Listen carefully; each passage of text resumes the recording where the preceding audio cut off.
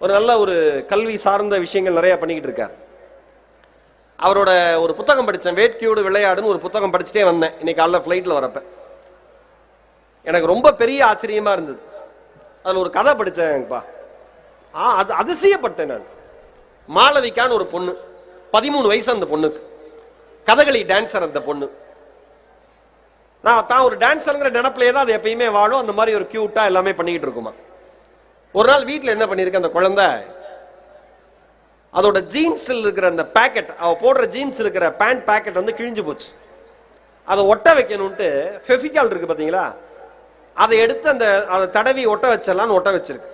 ஒட்டினது நம்ம எப்பயுமே ஏதாவது ஒட்ட வச்சா என்ன பண்ணுவோம், இப்போ வந்து அட்டையே போடுறோம், அதுக்கு மேலே லேபிள் ஒட்டுறோம்னா தட்டுவோம்ல, இது தட்டி தட்டி கையில் பார்த்துருக்கு, சரியா ஒட்டாத மாதிரி இருந்திருக்கு. இந்த குழந்தை என்ன பண்ணியிருக்கா மாளவிகா, வெளியில் போய் ஏதாவது ஒரு கல் மாதிரி எடுத்துகிட்டு வந்து அடிப்போம், கரெக்டாக ஒட்டிக்கும், டக்குன்னு பேக்கெட்டை பிடிச்சிக்கும், நம்ம மறுபடியும் அதை யூஸ் பண்ணலாம், இதனால் அதை ஏன் நம்ம போடாமல் இருக்கோன்ட்டு வெளியில் ஓடி போய் உருண்டே ஒன்று இருந்திருக்கு, எடுத்துகிட்டு வந்திருக்கு கல் மாதிரி. சூப்பராக இருக்கே, வெரி குட், இதை வச்சு நம்ம பேண்ட் பேக்கெட்டை ஒட்ட வச்சிடலான்னு 2 கையை சேர்த்து அந்த பெரிய உருண்டையான வடிவத்தை வச்சு ஓங்கி அடிச்சிருக்கு. அடிச்ச விடம் தான் தெரிஞ்சிருக்கு அது எடுத்துட்டு வந்தது கல் இல்ல வெடிகுண்டுன்னு. ஓங்கி அடித்த வேகத்தில் வெடித்து சிதறி இருக்கு. வெளியில் இருந்த பெற்றோர்கள் உள்ள ஓடி வந்து பார்த்திருக்காங்க, அம்மா எல்லாம் உள்ள ஓடி வந்து பார்த்திருக்காங்க. என்னடா ஆச்சு குழந்தைக்கு, ஏதோ சத்தம் இருக்க, டிவி வெடிச்சிருச்சுன்னு நினைக்கிறேன், அடிக்கடி கரண்ட் பிளக்சுவேட் ஆகுது, அதனால டிவி தான் வெடிச்சிருக்குன்னு வந்து பார்த்தா மாளவிகா தன்னுடைய 2 கைகளையும் இழந்து நரம்புகள் எல்லாம் அருந்து வலியே அற்ற ஒரு உணர்வுக்கு போயிருக்கா அந்த குழந்தை. தொடர்ச்சியான சிகிச்சையில் அந்த குழந்தை இருந்திருக்கு. டாக்டர் எல்லாமே செக் பண்ணிட்டு சொல்லியிருக்காங்க, இனிமேல் இந்த குழந்தை பொழைக்காது, பொழைச்சாலும் அது வேஸ்ட் தான், வீட்டில் ஒரு திங் மாதிரி ஒரு பொருள் மாதிரி தான் அந்த குழந்தை இருக்க போதுன்னு இருக்காங்க. கிட்டத்தட்ட 18 மாத கால சிகிச்சை, 1.5 வருஷம் வெறும் ட்ரீட்மெண்ட் மட்டுமே போயிருக்கு. ஆனா ட்ரீட்மெண்ட் ஆரம்பிச்சு 4 வாரத்துல வலிங்கிற உணர்வு அந்த குழந்தைக்கு வந்துருச்சு. கதரை துடிக்கிறா மாளவிகா, வலி தாங்க முடியல, வலி தாங்க முடியலன்னு.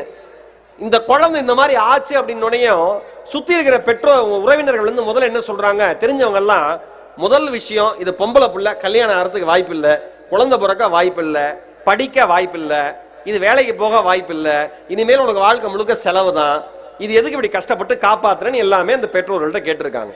இது எல்லாம் கேட்க கேட்க மாளவிகா அந்த இதுல காதுல வந்து விழுந்துகிட்டே இருக்கு, இந்த மாதிரிலாம் சொல்றாங்களே, இந்த மாதிரிலாம் சொல்றாங்களேன்னு. எஜுகேஷன் வந்து கிட்டத்தட்ட ஒரு 3 வருஷம் பாதிக்கப்பட்டிருக்கு. ஆனா அந்த குழந்தை வந்து தளர்ந்து போகல. யோசிக்கிறா ஒரு நாள் மாளவிகா உட்காந்து, சூசைட் பண்ணிக்கலாமா, இல்ல வாழ்க்கை எதிர்த்து போராடலாமா. இரவு முழுதும் தீவிரமான சிந்தனை.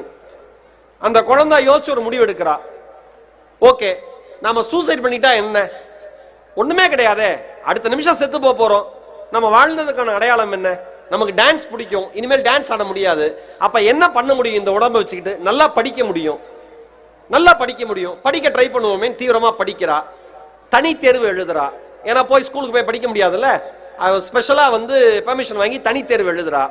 மாற்றுத்திறனாளிகளுக்கான குழந்தைகளுக்கான எக்ஸாம்ல என்ன பண்ணலாம், அவங்க சொல்ல சொல்ல ஒருத்தர் எழுதலாம், அந்த மாதிரி எழுதுறா. நீங்க யாருமே நம்ப மாட்டீங்க, 2 சப்ஜெக்ட்ல அந்த குழந்தை சென்டம் வாங்குறா. இந்தி பாடத்துல மாநில அளவில் முதலிடம் வாங்குறா. அப்துல் கலாம் அவர்கள் இருந்த பீரியட் அது. கலாம் அவர்கள் நேரில் அழைத்து அந்த குழந்தையை பாராட்டி கட்டி தழுவி முத்தமிடுறாரு. எப்படா இந்த மாதிரி ஒரு விஷயம்னு. மாளவிகா அப்புறம் சும்மா இல்ல, டெல்லியில செயின்ட் ஸ்டீஃபன் கல்லூரியில BA பொருளாதாரம் படிக்கிறா. அடுத்து சோசியல் ஒர்க்ஸ் பத்தி மாஸ்டர்ஸ் பண்றா. அவ மாஸ்டர்ஸ் பண்றப்ப மாற்றுத்திறனாளிகளுக்கு, உடல் ஊனமுற்ற குழந்தைகளுக்கெல்லாம் எப்படி எஜுகேட் பண்றது அப்படிங்கிற சப்ஜெக்ட் வருது, அவ அதை எடுத்து படிக்கிறா. இதுல ஹைலைட்டான விஷயம் என்ன தெரியுமா, ஐநா சபையில் சென்று பேசுகிற வாய்ப்பை மாளவிகா பெற்றார். அவ்வளவு தைரியமா பேசுறா. உடல் ஊனமுற்ற குழந்தைகளுக்கான ஃபேஷன் ஷோல ரேம்ப் வாக் பண்ணா. 2018 உலக மகளிர் தினத்தன்னைக்கு ஒரு மிக உயர்ந்த விருதை வந்து மத்திய அரசாங்கம் அவருக்கு தந்து கௌரவிச்சது. உலகம் முழுக்க மோட்டிவேஷன் கிளாஸ் பேசுறா. இங்க இருக்கிற பெற்றோர்களுக்கும் மாணவர்களுக்கும் மாணவிகளுக்கும் ஒன்று சொல்றேன், கல்வி படிப்பு அப்படின்னு ஒரு விஷயம் உங்க கையில இருந்துருச்சுன்னா வாழ்க்கையில் வெடிகுண்டே நம் மீது விழுந்தாலும் வெகுண்டு எழக்கூடிய தைரியத்தை கல்வி மட்டும்தான் நமக்கு தரும்.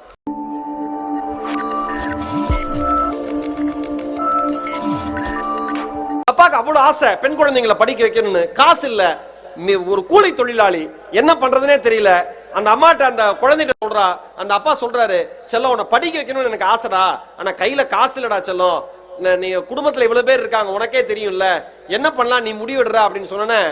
அந்த குழந்தை ராமலட்சுமிங்கிற பொண்ணு என்ன முடிவு பண்றா, அப்பா நான் போய் கோயம்புத்தூர்ல ஏதோ ஒரு மில்லுல வேலைக்கு சேர்ந்துடுறேன்பா, எனக்கு வர காசு ஏதாவது குடும்பத்துக்கு இப்ப உதவியா இருக்குல்லன்னு போய் மில்ல வேலைக்கு சேர்ந்துடுறா. அந்த குழந்தை படிக்குது. அந்த மில்லுல ஒரு ஆப்ஷன் கொடுக்குறாங்க, படிக்கிற ஆர்வம் இருக்கிறவங்க பார்ட் டைமா படிச்சுக்கலான்னு. ஒரு பக்கம் மில்ல வேலை பார்க்குது, ஒரு பக்கம் பார்ட் டைமா டிஸ்டன்ஸ் எஜுகேஷன்ல பிசிஏ எடுத்து படிக்குது.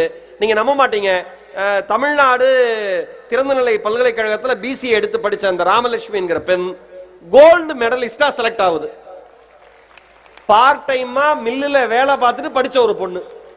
கனடாவில் இருக்கிற காமன்வெல்த் கல்வி கழகம் இந்த மாதிரி பெண்கள் தான் உலகத்தினுடைய சிறந்த ரோல் மாடல் சொல்லி சிறப்பு விருதை கொடுத்து அங்கீகாரம் கொடுக்குது. தொலைக்காட்சியில பேட்டி எடுக்கிறாங்க.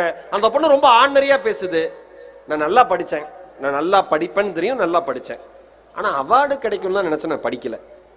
உண்மை அதுதான். அதனாலதான் பகவத்கீதையில சொன்னாங்க, கடமையை செய் பலனை எதிர்பாராதே. சிம்பிள். நல்லா படிக்க வைங்க உங்க குழந்தைங்களை, உயிரை கொடுத்து படிக்க வச்சேன்னு சொல்லுவீங்களே, உண்மை. கல்விங்கிறது அவ்வளவு பெரிய ஆயுதம். எழுத்தாளர் சுஜாதா அவர்கள் கலாம் அவர்களை பற்றிய பதிவை எழுதுகிற பொழுது ஒரு விஷயம் சொல்றார். நாங்கள் எல்லாம் கல்லூரி படிக்கிற காலங்களில் மிக பெரிய விளையாட்டுத்தனத்தோடு இருப்போம், பேராசிரியர்களை கேலி செய்வதில் ஆனந்தமாக இருப்போம்.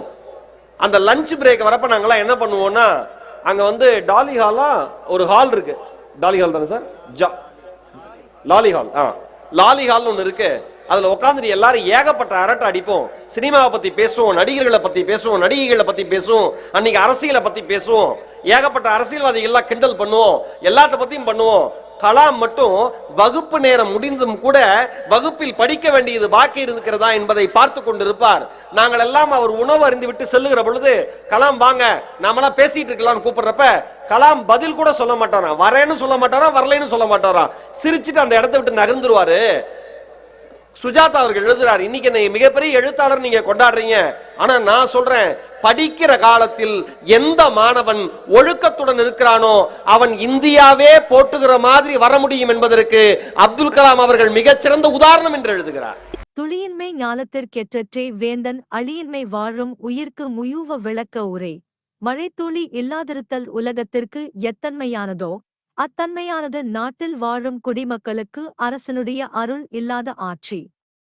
சாலமன் பாப்பையா விளக்க உரை. மழை இல்லாது போனால் எத்தகைய துயரத்தை மக்கள் அடைவார்களோ அத்தகைய துயரத்தை நேர்மையில்லாத ஆட்சியின் கீழும் அடைவார்கள். கலைஞர் விளக்க உரை. மழையில்லாவிடில் துன்பமுறும் உலகத்தைப் போல் அருள் இல்லாத அரசினால் குடிமக்கள் தொல்லைப்படுவார்கள். துளியின்மை ஞாலத்திற்கெற்றே வேந்தன் அழியின்மை வாழும் உயிர்க்கு முயூவ விளக்க உரை.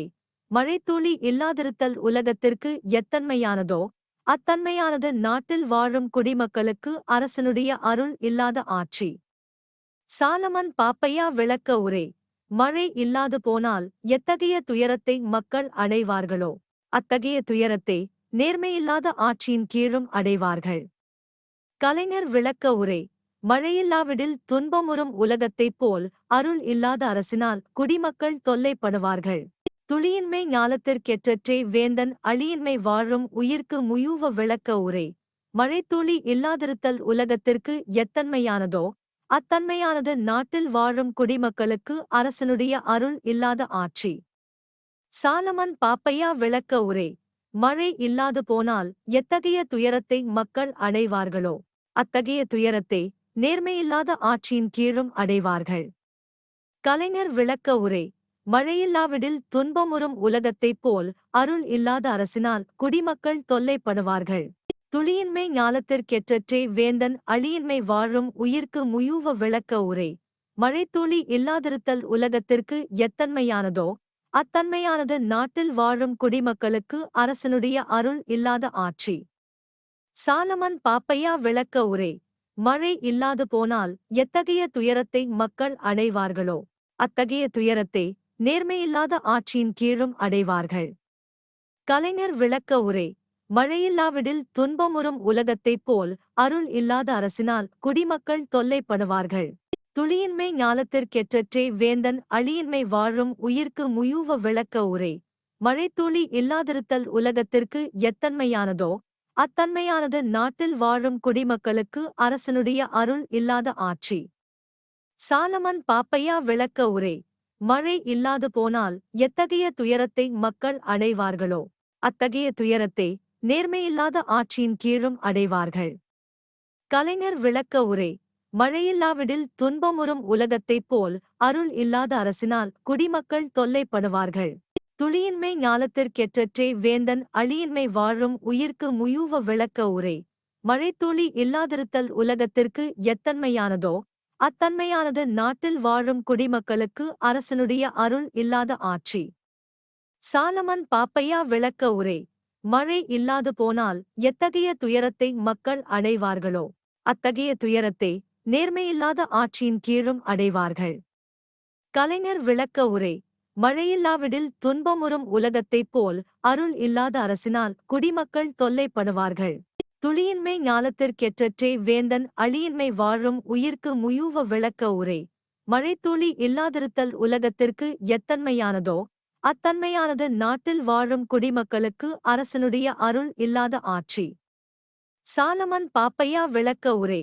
மழை இல்லாது போனால் எத்தகைய துயரத்தை மக்கள் அடைவார்களோ அத்தகைய துயரத்தை நேர்மையில்லாத ஆட்சியின் கீழும் அடைவார்கள். கலைஞர் விளக்க உரை. மழையில்லாவிடில் துன்பமுறும் உலகத்தைப் போல் அருள் இல்லாத அரசினால் குடிமக்கள் தொல்லைப்படுவார்கள். துளியின்மை ஞாலத்திற்கெற்றற்றே வேந்தன் அழியின்மை வாழும் உயிர்க்கு முயூவ விளக்க உரை. மழைத்துளி இல்லாதிருத்தல் உலகத்திற்கு எத்தன்மையானதோ அத்தன்மையானது நாட்டில் வாழும் குடிமக்களுக்கு அரசனுடைய அருள் இல்லாத ஆட்சி. சாலமன் பாப்பையா விளக்க உரை. மழை இல்லாது போனால் எத்தகைய துயரத்தை மக்கள் அடைவார்களோ அத்தகைய துயரத்தை நேர்மையில்லாத ஆட்சியின் கீழும் அடைவார்கள். கலைஞர் விளக்க உரை. மழையில்லாவிடில் துன்பமுறும் உலகத்தைப் போல் அருள் இல்லாத அரசினால் குடிமக்கள் தொல்லைப்படுவார்கள்.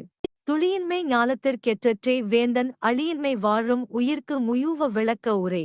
மழைத்துளி இல்லாதிருத்தல் உலகத்திற்கு எத்தன்மையானதோ அத்தன்மையானது நாட்டில் வாழும் குடிமக்களுக்கு அரசனுடைய அருள் இல்லாத ஆட்சி. சாலமன் பாப்பையா விளக்க உரை. மழை இல்லாது போனால் எத்தகைய துயரத்தை மக்கள் அடைவார்களோ அத்தகைய துயரத்தை நேர்மையில்லாத ஆட்சியின் கீழும் அடைவார்கள். கலைஞர் விளக்க உரை. மழையில்லாவிடில் துன்பமுறும் உலகத்தைப் போல் அருள் இல்லாத அரசினால் குடிமக்கள் தொல்லைப்படுவார்கள். துளியின்மை ஞாலத்திற்கெற்றற்றே வேந்தன் அழியின்மை வாழும் உயிர்க்கு முயூவ விளக்க உரை. மழைத்துளி இல்லாதிருத்தல் உலகத்திற்கு எத்தன்மையானதோ அத்தன்மையானது நாட்டில் வாழும் குடிமக்களுக்கு அரசனுடைய அருள் இல்லாத ஆட்சி. சாலமன் பாப்பையா விளக்க உரை. மழை இல்லாது போனால் எத்தகைய துயரத்தை மக்கள் அடைவார்களோ அத்தகைய துயரத்தை நேர்மையில்லாத ஆட்சியின் கீழும் அடைவார்கள். கலைஞர் விளக்க உரை. மழையில்லாவிடில் துன்பமுறும் உலகத்தைப் போல் அருள் இல்லாத அரசினால் குடிமக்கள் தொல்லைப்படுவார்கள்.